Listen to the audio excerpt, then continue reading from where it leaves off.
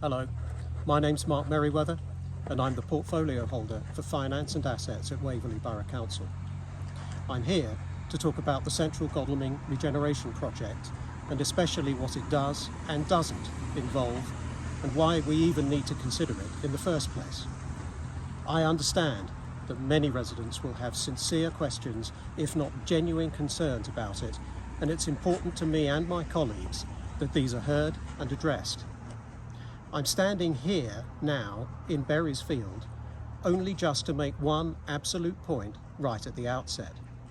Berries Field is not an option and it will not be built on or even touched under any of the concepts we're considering.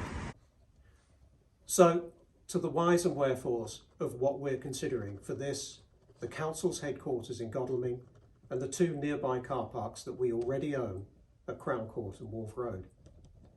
The buildings here on the Berries site are not just the Council's offices, but also include the Borough Hall, other community spaces, and office space for other tenants and local partners, such as Surrey County Council and the Surrey Police. But the main office building was built in the 1970s to 1970s standards, and it's become ever increasingly expensive and impractical to operate, maintain, and repair.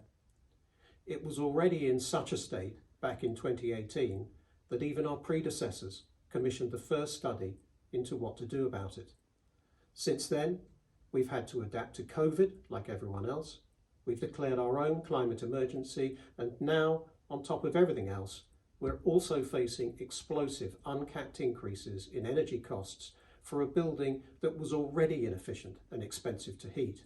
A building where insulation is poor and where the heating system is in such a state that some parts of the building have no heating at all.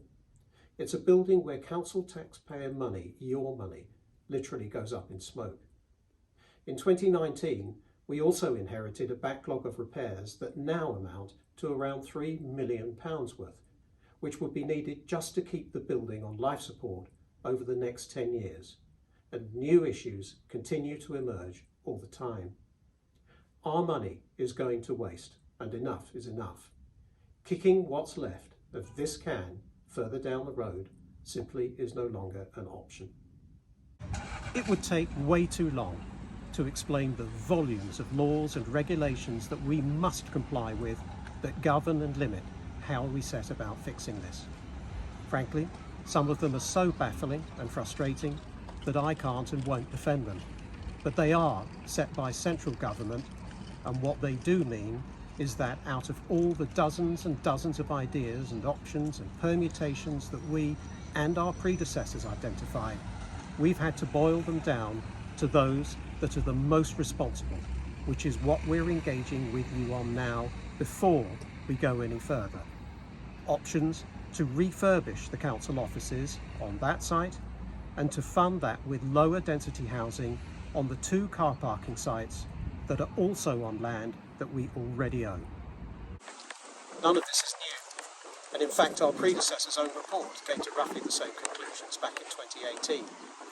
But what is different now is that we're committing to do this ourselves rather than sell the land to private developers, so that we control and benefit from the project and that we protect the key elements that affect things like car parking, housing and the community spaces in the area. Car parking is vital to the town centre and it's a very important source of revenue to the council. It's critical to maintaining footfall in the high street for shops and businesses.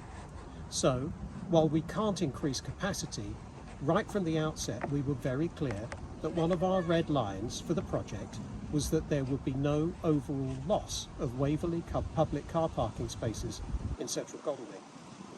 We also knew, right from the very start, that people would want to keep parking on the Crown Court, and we looked at hundreds of potential options. We even looked at building homes on stilts above the parking.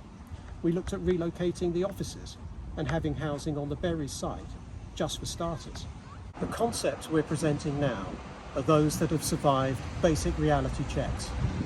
Some options were rejected because they could not meet our critical success factors, such as the provision of parking or affordable housing, while others were simply not viable financially or were non-starters for planning purposes. Ultimately, every option that is feasible from both a financial and planning perspective involves some new housing on Crown Court and the Wharf Road car parks, and the reconfiguration of most, but not all, of that car parking into the refurbished Berries site. In fact, our current options all involve retaining about 50 public spaces on Crown Court. In particular, we want to reassure those that need that access to the High Street that they will continue to have it. The developments would also be phased in such a way that adequate parking is always available throughout the build period. Yes, some sort of low-profile, minimal multi-level facility would be necessary if current capacity needs to be maintained. And yes, we're painfully aware of the sensitivities of this and its design. But as difficult as this sounds, it is right now the least worst scenario. I also want to be clear that we're still at the very early stage of this project. Currently, we have no firm plans or proposals, just problems that need fixing, and the options to fix them that we've reduced down to those that we think are affordable and deliverable, which we're exploring further with you now. We're in a situation where the offices have been a money pit for too long and enough is enough. We've identified opportunities that will actually benefit council taxpayers. Of course, we know that for many people, building new homes on Crown Court Car Park may not be their first choice, but it really is the only way to help control spiralling costs, as well as protect community spaces and contribute to the regeneration of Central Godalming. We're always open to constructive ideas, but if not this, then what? And if not now, then when? Thank you for listening.